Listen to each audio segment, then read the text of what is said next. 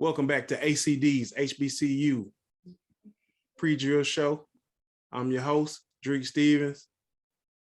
You know, we got a great show for you today.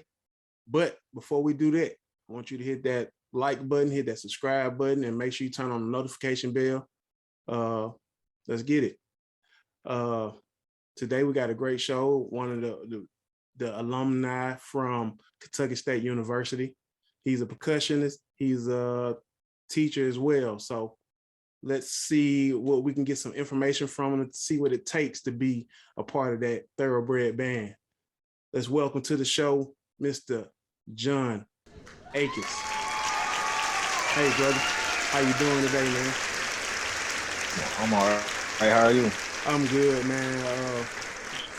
Welcome to the show. Glad to have you, man, because I know Kentucky State been lighting it up, especially this past year, man. They put some people to shame this year. So let's get right into what it takes to get in this Thoroughbred band. You know, they've been tearing it up since I've been watching them for the last 3 years, and even before, because Alabama State had a rivalry with Kentucky State back in the day. Yeah. Let's get into this, man. Let's get a little bit about yourself in the background. From starting from what high school you went to, what city you from, and then we can go from there. Tell us a little bit about yourself, bro. All right. I'm from Chicago. I started playing drums since I was 2. Started off in church, playing with straws next to the drum set player. I didn't for real get into actual band until high school, but I was introduced into jazz band in 8th grade. Middle school kind of scene I was able to play. So they kind of picked me up last minute playing the jazz band. And from there, the band director introduced me to the high school band director at TF North, where I met a few other drummers. Jemiah Rogers, they call him the Blues Superman. And then Kendrick Lamar drummer, Rico Nichols, a few other people then went. And then I started off on bass drum 1 when I first came in. Start, practicing my rudiments, just hanging around the guys I seen. That was where I wanted to be at. My mom, she was really on me. She was a parole officer, so she was on me about going to college. So she filled out a few college applications for me that I named. So I named University of Kentucky, UAPB, and Alabama A&M. I got accepted to all of them, but the first scholarship that came was UK. So I was going to the open house and found out that it wasn't UK, it was Kentucky State University. So with that being said, so I found out it was a HBCU. So I was like, okay, I can't be playing. I ain't really, because I was still getting new to being adjusting to college, because that wasn't my main plan going to college. I wanted to perform and play drum set. So I got there, met Robert Griffin, the percussion advisor, who at the time was also filling in as the band director. He got me together, got my scholarship signed, started going there. Freshman year, just trying to get ready for it. It was tough coming from a choral style group to HBCU. So getting that adjustment there, for everybody that made that adjustment, they all know it's kind of hard to switch over, but it has its benefits, going from being technical and fundamental to going ahead and grooving and being technical with it. I say, while being there, I made the snare line. We was a very young group my first year. We was more freshmen than upperclassmen. About the whole snare line was just about freshmen. Going from there, my sophomore year, in the middle of the sophomore year, I became section leader. And I've been section leader from, I went to K-State from 2014 to 19. I was section leader from the middle of 2015 to all up until I graduated 2019.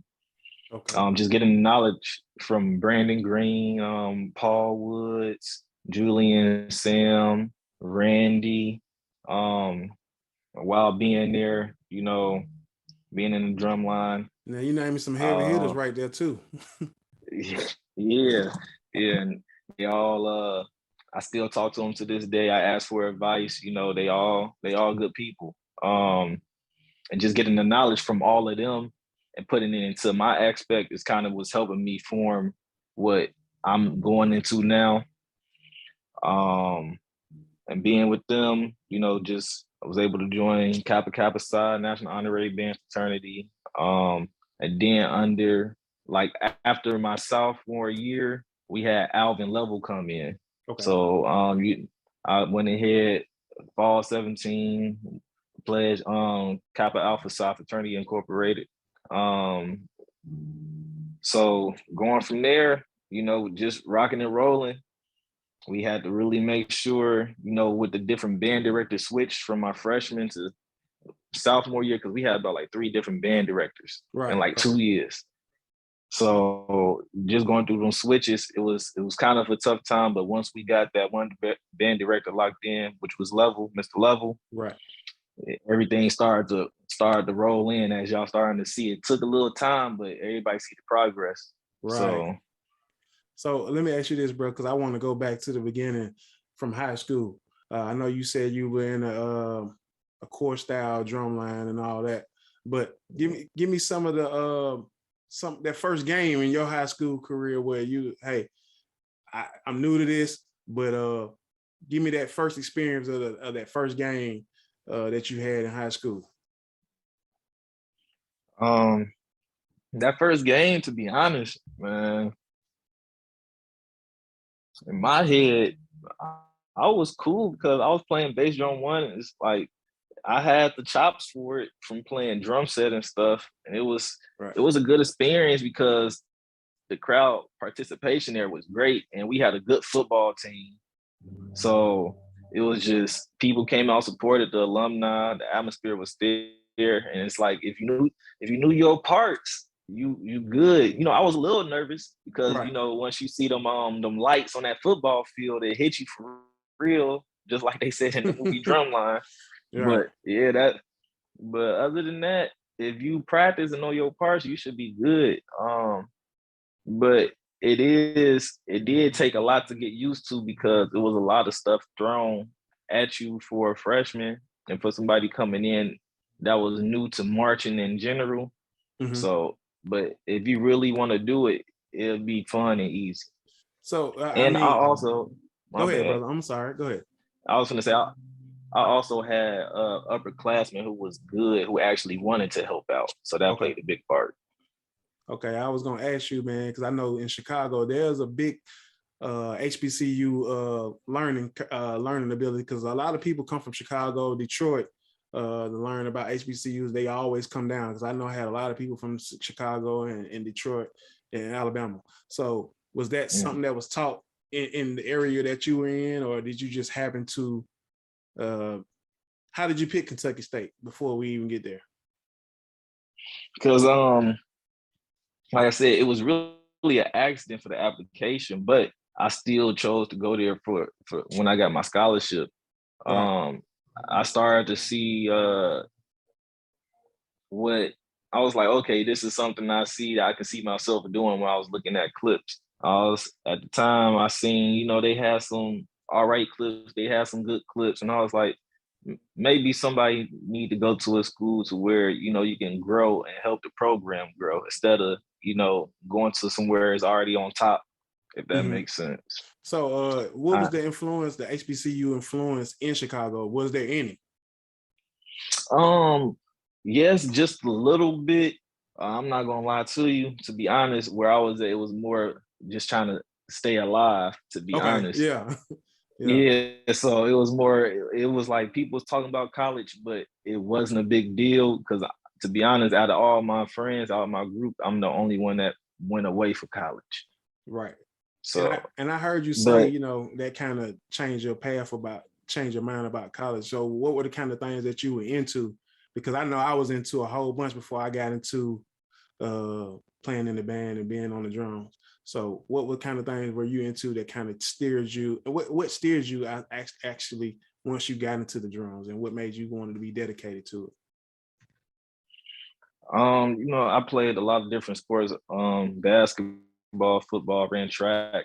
But it seemed like in my area, I was the only person that was kind of stood out for playing drums. And I kind of like that people kind of noticed me for playing drums. Like, I still hung with everybody, but they were like, oh, he played drums.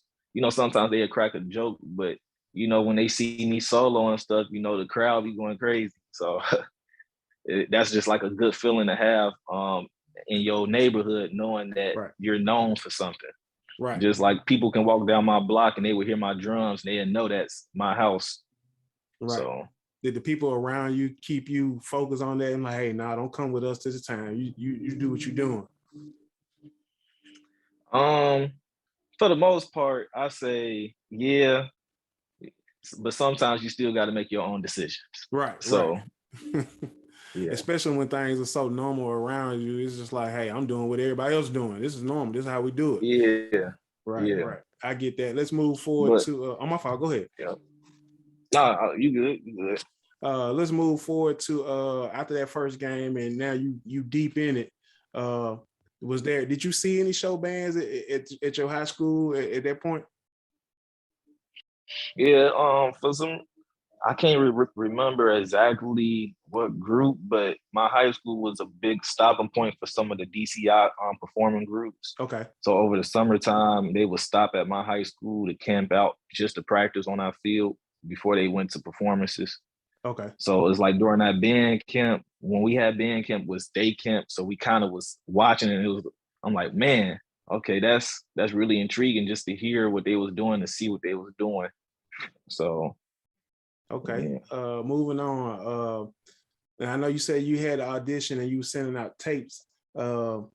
Is that the only audition that you did, was just send out the tapes for the band directors to view, or did you go to any campuses along the way as well?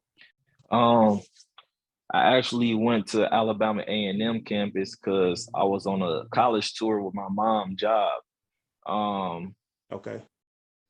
When I went to their campus, I stopped by the office. I already told them I applied. I sent in the tape, and they recognized, the band director recognized my tape, my name and stuff.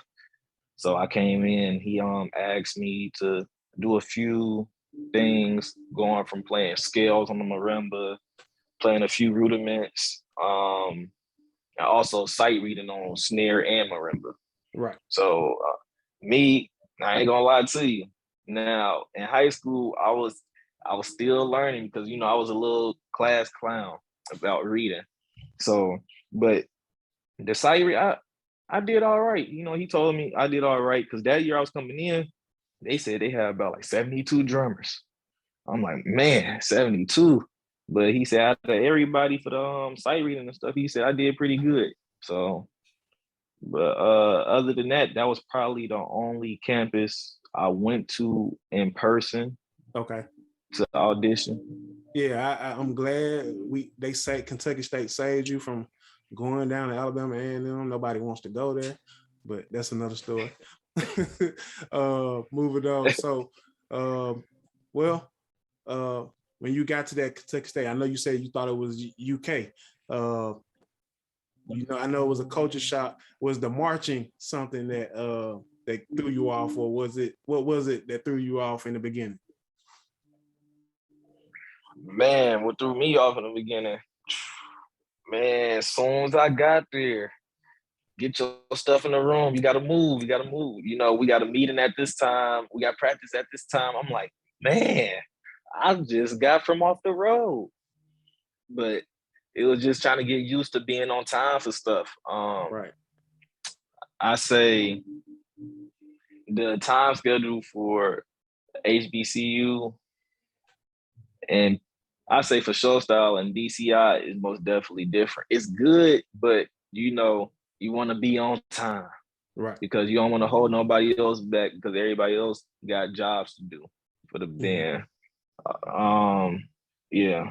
Yeah, because I know for us, we had to be there, especially as freshmen, we had to be there 15 minutes before anything starts. And we had to be in our seats. If it started at 3:45. Yep.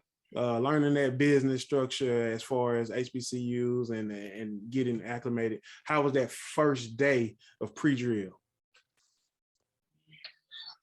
To be honest, pre-drill for me was cool because, like I said, I did sports. Like Okay. before coming into college, I played basketball. I was just coming from off the track team. I was just off that track season, so Mm-hmm.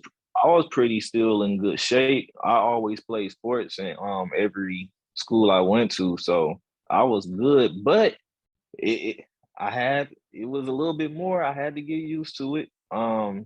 Waking up early, making sure you get at it. Like you really out there like a real athlete. You got to get up and grind. Right. Like at first day, we had to be on the field at like 6 in the morning, 5:45 for freshmen, 5 o'clock for the section leaders, 4:30 for the drum majors. Mm. So yeah, we out there, And what and it time? was. What was that? Did y'all do the calisthenics in the morning, and what else did y'all do? Give us a kind of schedule of what that day seemed like. So like I said, uh, for PT, working out and stuff, uh, drum majors there at 4:30, section leaders at 5, freshmen there at 5:45. For real, start at 6. We out there on the field in the morning. We going, running, stretching, just simple. We'll probably, run around. It's like a big hill. We'll do like a country mile or something. That's what we Okay. call it. We run around the campus. Sometimes, we would do simple stuff to make it more fun, like towards the end of it, like relay races. But Okay. it's like a real long distance, like around the whole. It's like a track and then up a hill or something. Like it's kind of hard to explain, but if y'all know Kentucky got a lot of mountains and stuff, so Right. Okay. um, I'll say that's for pre-drill. We'll be out there from like 6 to 8. I'd say probably 9. Now, okay. It changed up a few times. So we take our little break for breakfast, go back out there around 9 or 10. That's when we out there doing marching fundamentals. Hmm. So we doing marching fundamentals. We out there working on catching the freshmen up on some of the stuff or on some stuff that they didn't know, going from playing glove or marking in time or pinwheels, all that stuff, just doing marching fundamentals and making sure everybody is marching the same with their group and their section. Right. Um, Going to showing how to point the toe down, where the 90 is at, where the 45 is at, you want to kick down there, all that stuff. Right. Also learning the whistle commands. Especially for drummers, that's a very important thing. So I say after that, we go ahead and have our lunch. We'll probably come back around like 12 or 1. Normally it's music time sectionals. We'll work on music. Drumline go off, do sectionals, cadences, all that. We have our break around 5. No, my bad, 4. Mm-hmm. We'll come back around 6 and we back on the field. We either doing marching fundamentals or working on a drill back on the field, but we got our instruments to be playing with the from the music. So I say we out, huh? I was gonna say, did you think going through all of this, did you think that the high school prepared you to go through all of that? My high school, I say a little bit, only because I had a well-established high school. It just wasn't that strict because, like I said, it's a whole different style. Mm-hmm. But we ain't practice from like 6 in the morning. We probably started practice at like 8, and we got done around like 5 or 6 in the afternoon. But nah, college being practice, you in there. You in? So yeah. But at the same time, it's like I ain't had nothing else to do. I wanted to play drums, so the only thing I had a problem with was just being there all night. But at the same time, I'm playing my drums, so I can't complain. Right. So it's safe to say you wasn't ready to quit after the first day. You was on it. I'm not gonna lie to you. The first day, I was kind of that one everybody had to be on. I was that one CD. I was kind of like the Nick Cannon that Right. everybody had to be on. So I'm not gonna say I didn't want to quit, but I kind of got on a lot of people's nerves and made me second think like, man, is this for me? But I was gonna say one thing is I wasn't gonna be able to live through life knowing if I didn't complete the season if I quit. Right. Right. So and going through that season, it made me realize like, man, okay, I needed this for the better because it helped change me for the better. Okay. So I could say that for me, just going away from college also helped me be able to know I can live anywhere without not being close to family as well. Um, let me see. So throughout those, how long was y'all pre-drill? man, we'll be out there. No, I'm saying Uh, is it 1 or 2 weeks? um, it all depends. Like I said, each year was kind of different because Okay. we kind of switched up directors. My first year, then my second year switched up to Cortrell Davis my Right. second year. But Mr. Level came in the middle of the second year. So my third year was a whole different Mm, uh pre-drill, if that makes sense. right. But for the most part, they all averaged to about like 2 to 3 weeks. One year was probably 4 weeks. Mm, Um, because I know it was a few years, like I said, I was the section leader. So it was a few times I stayed over the summer. I stayed down, making sure I got the inventory for the drums, sent it off to the percussion advisor, make sure everybody was cool. We would check up, we'll call some freshmen to check up on them to make sure it was still coming. right. So uh yeah, but some 1 year probably about like 3, 4 weeks. Okay. So Let's move on to your first game. Yeah, how was that first game experience and who did you play? the first game. I want to say our first game. Ooh, I can't even remember who we played because I know we didn't go against another band. Okay. But I know the first game, it was a good feeling just to have that practice in for me. Because like I said, the marching and stuff was new to me. It took me a minute to get used to that marching. I Right. had the drum wobbling on my leg because I came from a harness. Right. But Okay.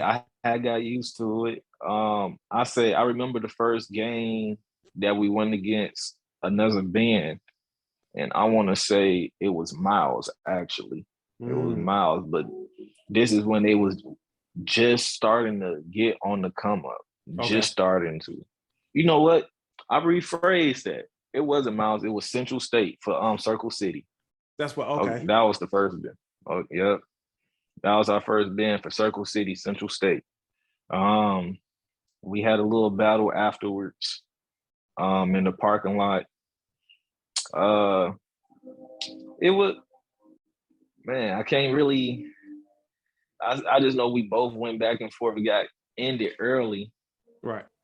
Uh, it got ended early because I guess, man, I guess I don't know. I tried. I'm not gonna say I tried to walk up, but I was trying to get a little bit closer because we were a little You bit too far away. But oh, you was ready to huh? challenge up face to face. Yeah. Yeah. So, That's what's up. but it was a good experience. They came with it that year. Like us, we was both like a young drum line at the time. Like it was a new beginning for both schools, if that makes Mhm. sense. Right.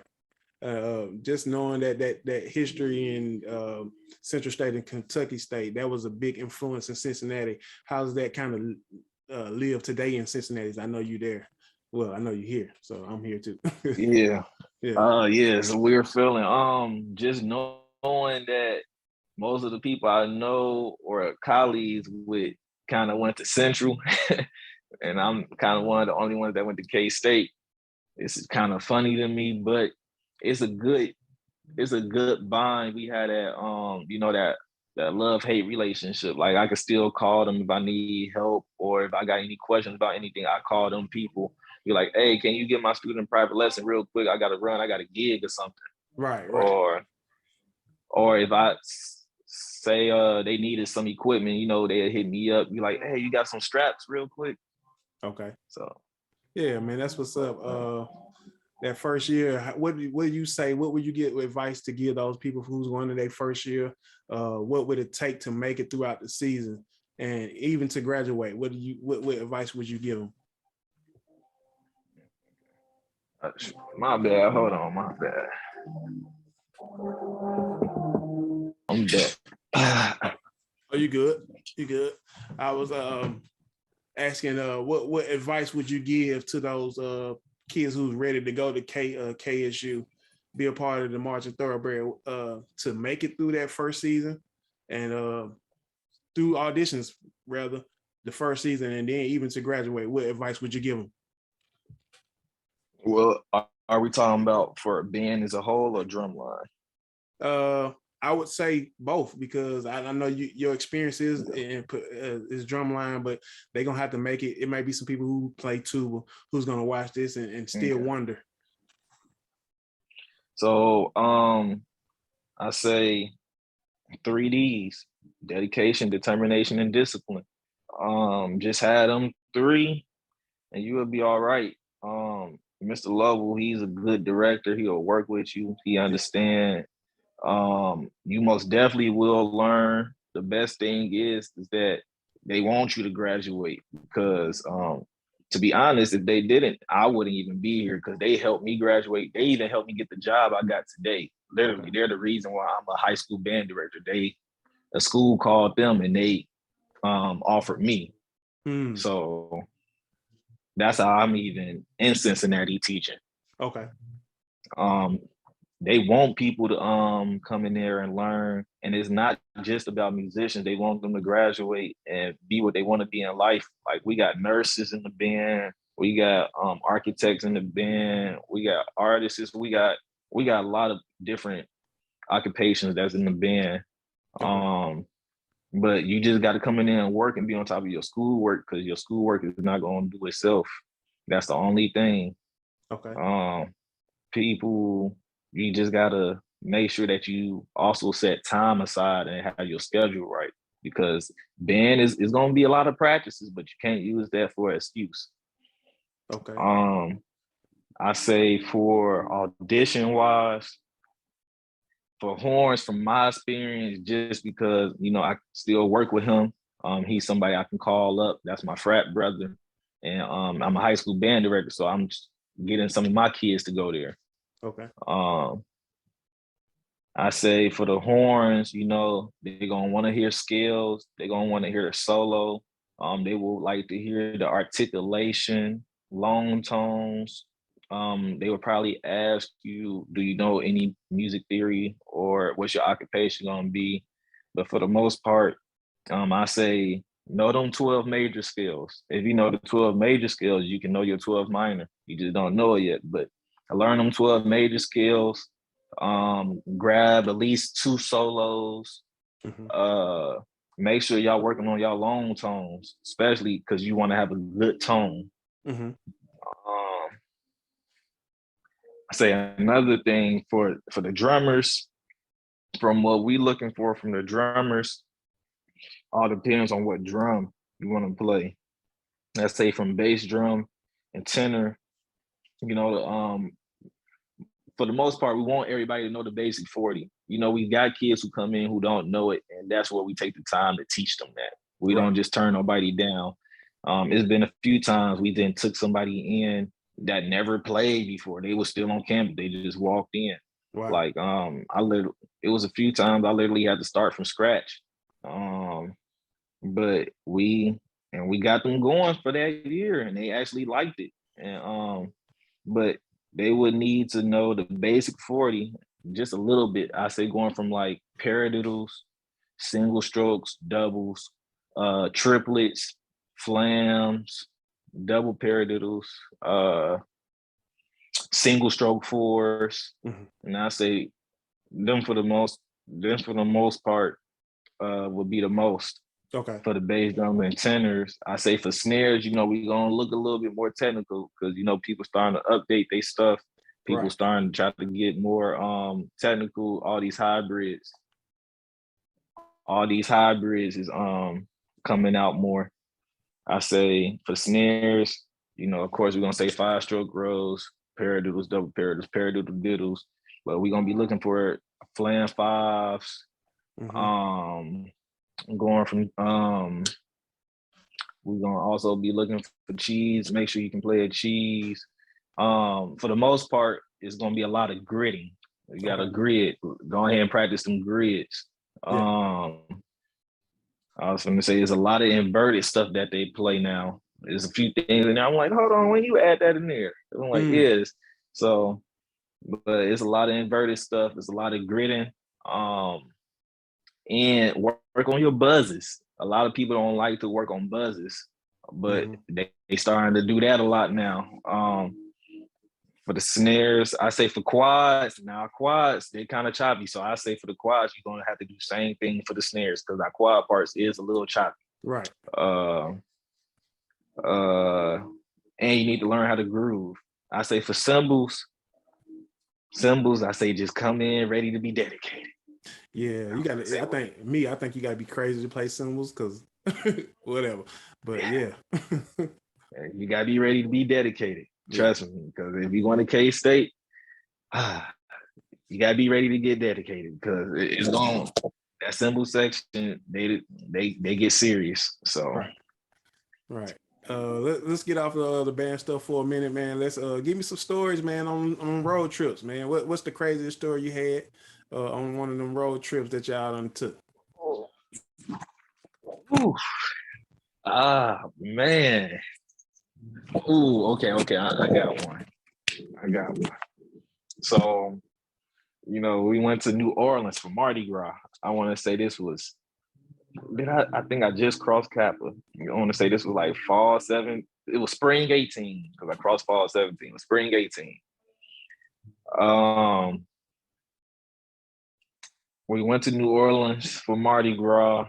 After we got done, I want to say we got done with the Bacchus parade. So we got to, go out, chill a little bit. And we had to be in by a certain time. So I'm with my frat brothers, and we with some of the Qs. So we just on the strip and stuff. And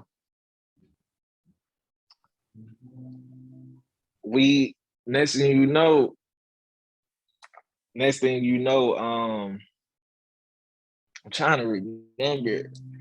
I'm looking around and I just see one of my homies getting locked up. I'm like, hold on, we trying to figure out what happened.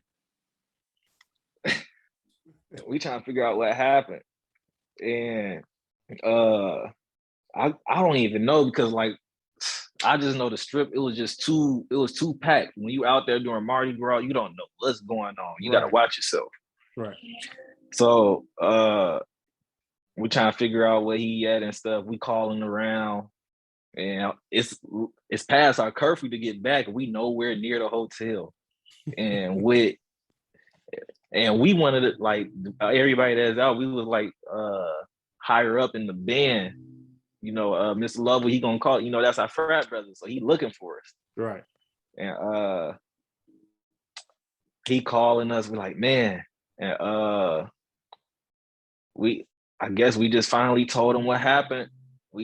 Somehow he figured out a way how to get him out. We got back to the hotel. Just know, man. It's pain. he was pissed. Right. He was pissed. But man, but just knowing through that, I just know he got our back. Just knowing through that because he had to do what he had to do. Right. Like he was, he gave us a long talk, but he's like, nah, he still did what he was able to do. And it was for a student that wasn't even for real in the band. Oh. So he really looked out. Good deal. But it's a few crazy stories, but I ain't gonna go into all of that, man. Oh yeah, we know you're an educator, bro, and we're not gonna ask you to do that. But just know these band trips are super fun, and you're gonna have so much Yeah. fun that you ain't gonna be able to want to tell your kids. So moving forward, we're gonna play a Yeah. little game. Yes. Yes. We're gonna get you out of here, man. We're gonna move forward, and we're gonna play a little game before we get out of here, just to see how well you know Kentucky State. I'm gonna ask you a couple questions and see if you can answer those. And then let's start. The first question: when was Kentucky State founded? 1886. 1886. Okay. Came right off the head with that one. When was the Kentucky State Marching Thoroughbreds founded? I want to say 1906. 1906. No. 1936. 1936. Okay. Because I'm gonna fact check this. I don't know the answers right now, but I'm gonna fact check them. Let me see what else we got. What was the school called when it was founded? Was there a different name? Yes, it was a different name. Ooh, now this is the question. I was Kentucky State. It was something Color Institute. That's one I'm a little iffy on. Okay. That's the one I'm a little iffy on. I know it was a different name, Color Institute. It wasn't Kentucky State University though. Okay. The last one. Can you sing a little bit of the school song, alma mater? Yeah. Man, I ain't the singing type. Right. Just talk it. If you know it, just give me a couple words. First couple of words of it. It's hey to our alma mater, dear is her name.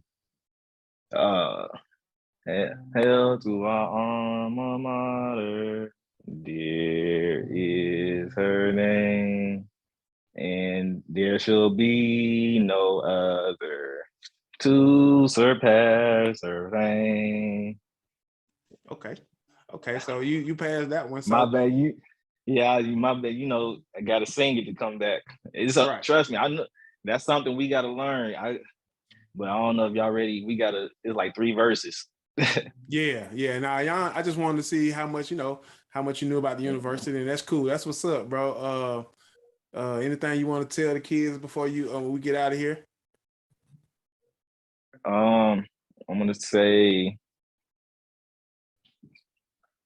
just make sure that y'all stay dedicated. Y'all keep practicing. Things will get hard in life, personally, and sometimes you may feel like you can't do it, but just keep going through it, because I know I'm somebody that didn't even believe that they would be in this position now. Like, I'm a whole high school band director in a whole different state, coming from where people don't think people will survive it.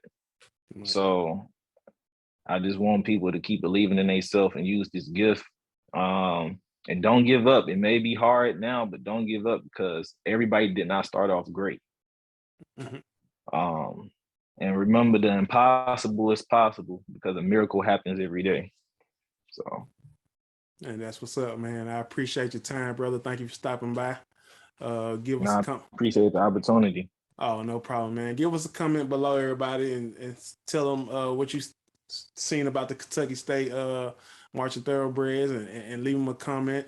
If you need some help, I guess I'm quite sure he'll reach out to help you. Leave him a comment and tell him you're interested. And also, like I always say when we end this podcast, right on to the real, death to the fakers. And we out of here.